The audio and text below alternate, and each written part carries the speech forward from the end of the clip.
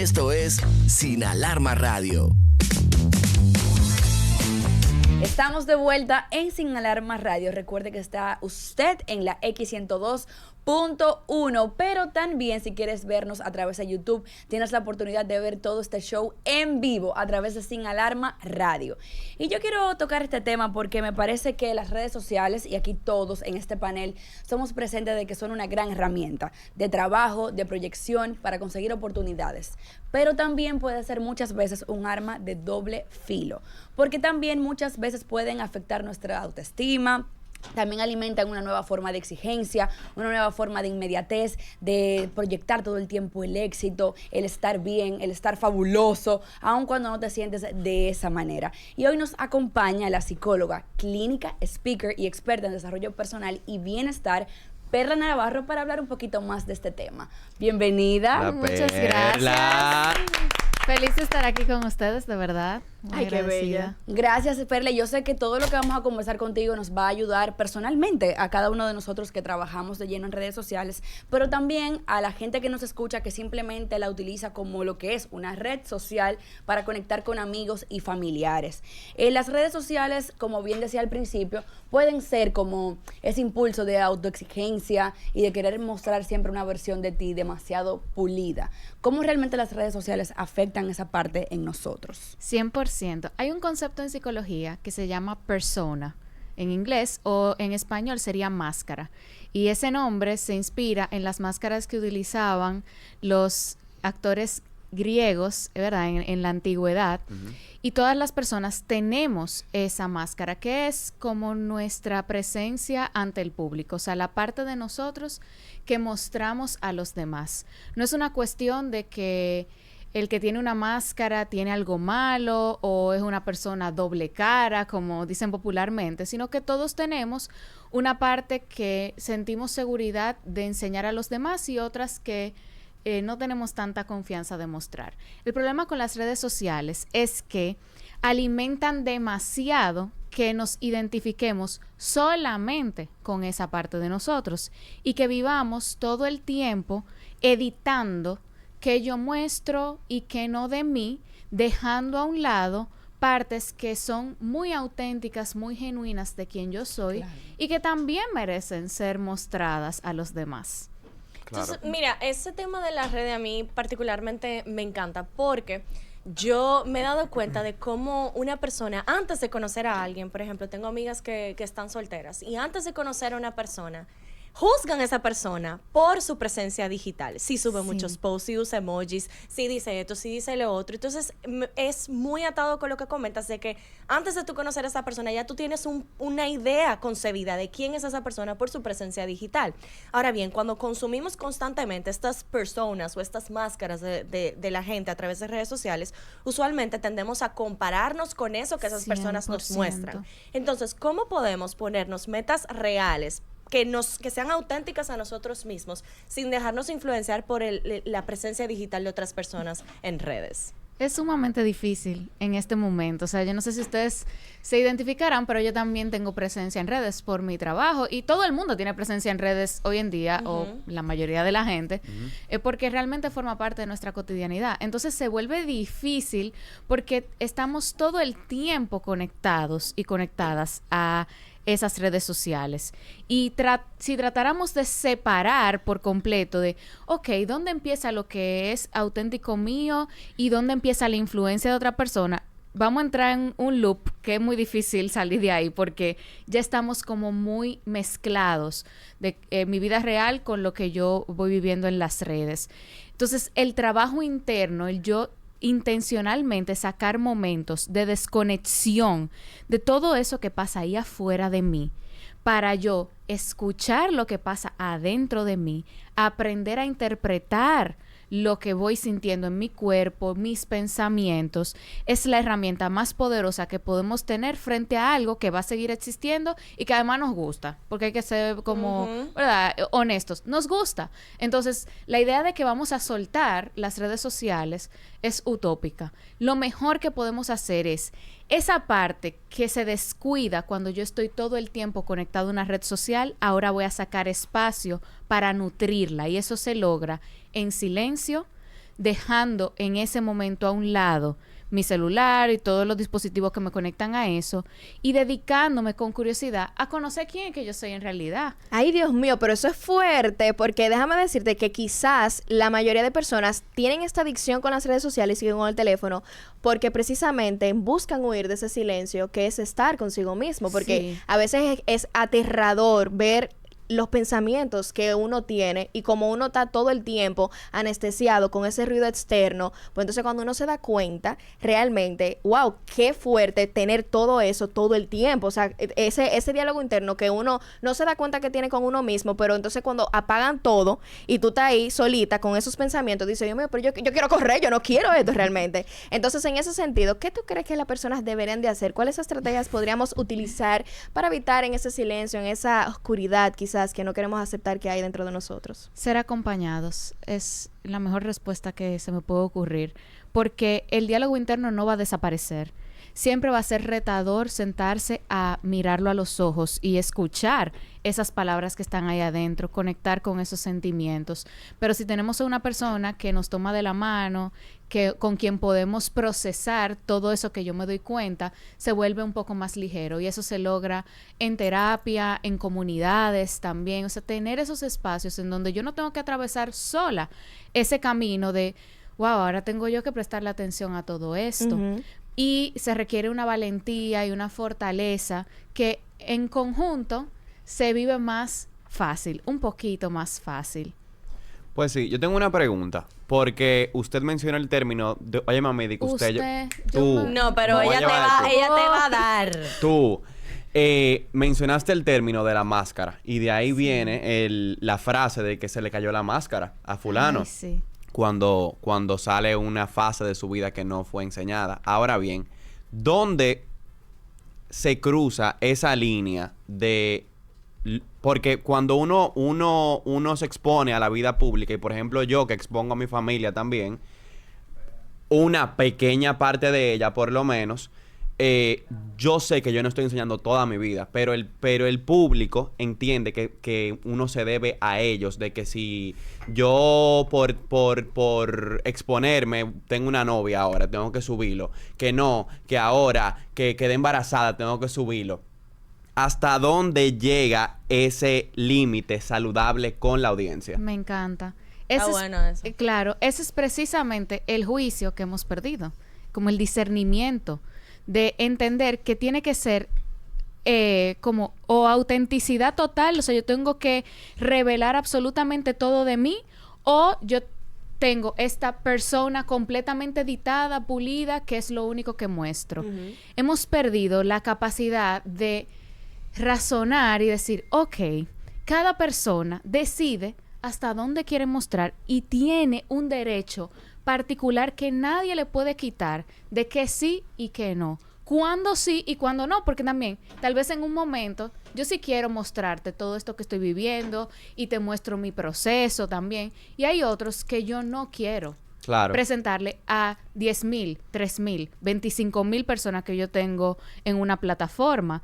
Y ciertamente la audiencia, que son las personas que tenemos ahí, terminan sintiéndose con el derecho de ver absolutamente todo o de hacer un juicio casi como que de brujas, una cacería de brujas, cuando sale que yo no te mostré todo. Y yo creo que el llamado al final es ese: ¿cómo recuperamos nuestra conciencia de saber que somos seres humanos y lo que estamos viendo es una parte y pueden haber más? Claro. Mire, en el tema de los reality shows que han estado muy populares en nuestro país y también, por supuesto, reality shows que vemos a través de la televisión internacional hace muchísimos años. Pero en el caso de estos, y eso siempre, esos realities eran como editados, porque tú veías una parte y un episodio una vez a la semana o dos veces a la semana. En el caso de lo que hemos tenido aquí en República Dominicana, producido por Alofoque, veíamos un 24/7 que no creo que todos tengamos la capacidad de ser observados todo el tiempo, todo el día, hasta cuando duermo, me levanto, me cepillo, cosas triviales que son como íntimas hasta cierto punto. Y ahí habían personas que uno veía como en redes sociales demasiado divertidas, demasiado eufóricas, con unas personas o máscaras bastante definidas. Y cuando lo vimos en ese escenario fue como, oh, pero ya tú no das risa. Pero ya tú no haces ese tipo de cosas. Porque como bien dices, es solamente una parte de ellos. Pero entonces, ¿no sería más fácil simplemente en esa presencia digital ser uno mismo? Vamos a decir que suena la respuesta lógica, pero es que eso es sumamente difícil. ¿Por qué? Porque cuando tú muestras algo que sale auténticamente de ti, no es mostrarlo y ya, inmediatamente hay una retroalimentación, que es lo que nos mantiene en este patrón de editar, quitar partes de mí, me muestro o no, que es ese like, esos comentarios, esos shares. Que se siente como una validación. Eso. Exacto, entonces terminamos dependiendo demasiado de ese feedback de los demás, de esa validación externa. Y yo veo todo el tiempo en terapia, y también hasta puede ser en algunos momentos mi propia experiencia, algo que yo me tomé 3 horas escribiendo y que yo dije, wow, esto está chulísimo, fundí con esto, y entonces me puse a hacer el arte y a mí me gustó. Tiene 5 likes y yo digo, mierda, esto no está funcionando. O ¿será que en realidad como que esto no está tan chulo como yo lo sentía? Porque la validación externa no se correspondió con mi experiencia. Y en ese mismo caso de que la gente cree, como decía Juanma, que tú le debes cierto tipo de explicación, hay un efecto que provoca esto en los niños. Me refiero a que hay figuras a nivel de redes sociales que son padres y exponen a sus hijos desde el momento en que nacen y luego sus ocurrencias, cuando comienza a caminar, cuando comienza a hablar, cómo baila, cómo come, todo lo que hace el niño, porque sin duda que es una experiencia maravillosa ver cómo esa criatura crece. Pero eso se expone en redes sociales. Y la gente ya no solamente conoce al padre o la madre, sino también a los niños, y hasta cuando lo ve en persona dice, ¡ay, hola, niño! O sea, con el nombre del niño, porque se entiende de que tú eres su tío digital, porque tú entiendes que un poquito tú sabes todo de ese bebé. Al final lo vemos como algo chulo, lindo, pero al crecer este niño, eso causa algún efecto en su autoestima y su validación, como lo venimos hablando. Mira, eso es un debate muy controversial y complejo, porque ciertamente hay una exposición sin que el niño haya dado un consentimiento, que tenga la conciencia de poder decidir eso. Entonces, nos toca a quienes somos padres y madres desarrollar aún más criterio de qué sí y qué no, porque incluso lo que es un momento bonito, antes era algo bonito e íntimo, ahora es bonito y público. Y claramente la identidad de estos niños y niñas se va construyendo expuesta de una manera que nunca antes lo había sido. Porque todas las personas nos exponemos a los demás mientras vamos creciendo. Y vamos desarrollando estas partes de la máscara, como mi ser auténtico, que es como la contraparte. Pero todo eso tiene una pausa. O sea, antes, cuando nosotros crecimos, tú salías de tu casa y tú empezabas a desarrollar ese ser social, esa parte de ti que tú muestras a los demás. Lo que le gustaba a los amiguitos, lo que era popular en ese momento, que era lo que era cool. Y tú como que ibas construyendo esa parte de ti. Pero luego tú te ibas a tu casa y tú estabas en tu espacio íntimo. Y tú no seguías conectado todo el tiempo a ese escrutinio y la opinión de los demás.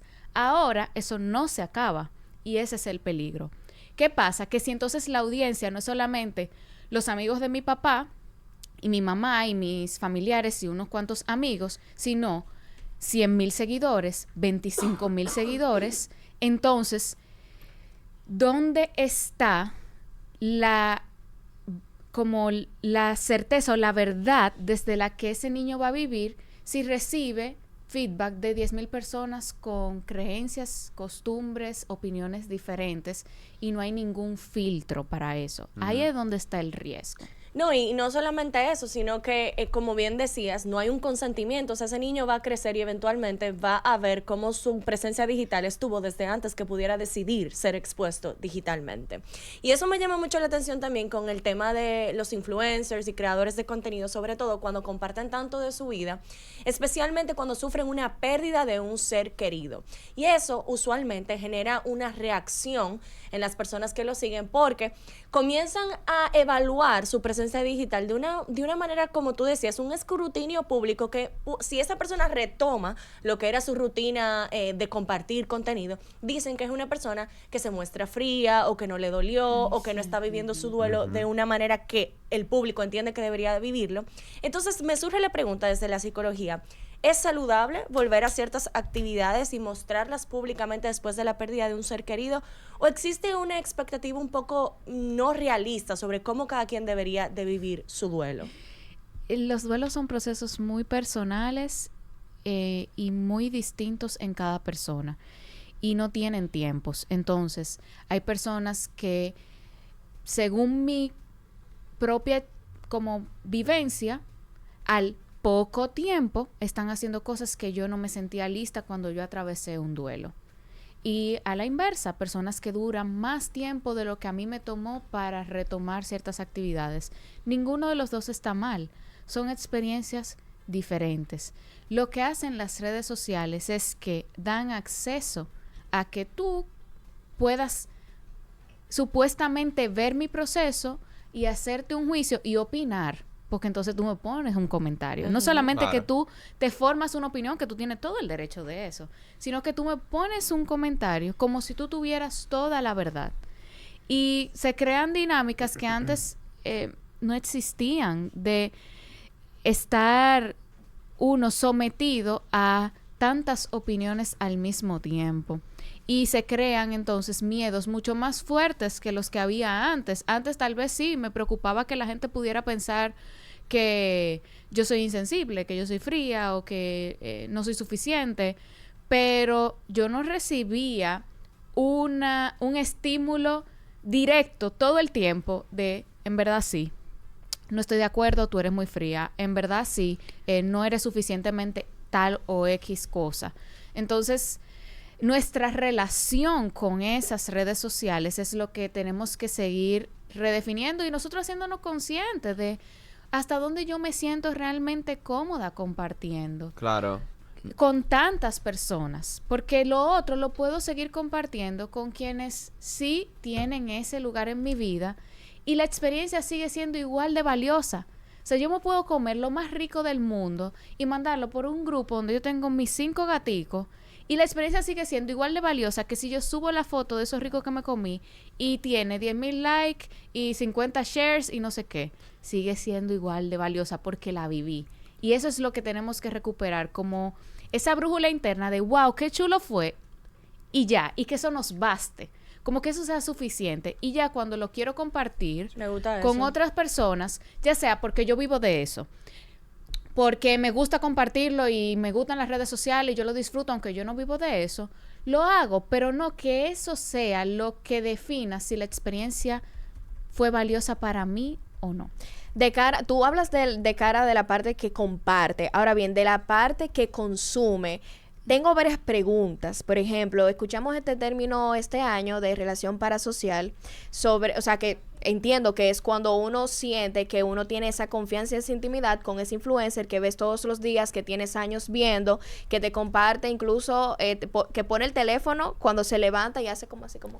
Ajá, y como que nos levantamos juntos y todo, y como que se crea esa intimidad con ellos. Entonces, también está el mismo tema de que a veces seguimos personas que nos hacen sentir mal. Quizá no lo podemos como captar de manera inmediata, pero como que tú ves lo que está pasando en su vida y de alguna manera u otra tú no te sientes bien contigo o empiezas a compararte. Entonces, de cara a la persona que consume, que cree que lo que está viendo es real, ¿cómo se procesa en el cerebro del usuario lo que está viendo todos los días y esa relación que se va desarrollando y esa adicción o bueno, lo que pasa en el cerebro realmente, o sea, con todo el tema de esas hormonas, esa dopamina, qué sé yo qué, que va pasando todos los días cuando ven ese tipo de contenido? Ok, reitero. Hay que sacar un espacio en donde tú existes sin estar conectado a eso, porque están diseñados para mantener esas dinámicas internas y externas. Entonces, mientras tú sigues scrolleando, no es verdad que tú vas a escuchar lo que está pasando dentro de ti.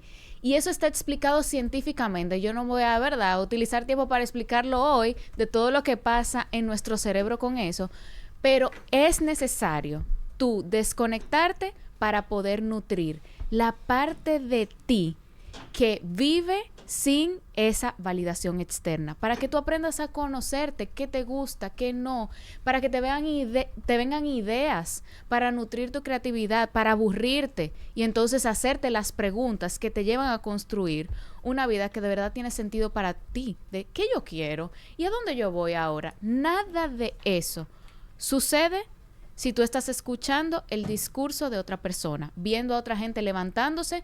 Tú no puedes escuchar qué yo pienso cuando me levanto. Claro. Oye, pero yo me levanto agitada, o yo no me levanto agradecida, o yo me levanto pensando en esto todos los días. Aquí hay algo para mí. Entonces, crear ese espacio y desarrollar herramientas para saber procesar todo ese diálogo que tú bien decías ahorita, que a veces no es cómodo, eso es lo que nos permite crear una buena relación con ese consumo en redes sociales y con esa exposición propia en redes sociales. Yo creo que hay personas que viven detrás de un personaje y eso no está mal, y personas que le han dedicado su vida e integrado completamente a las redes sociales.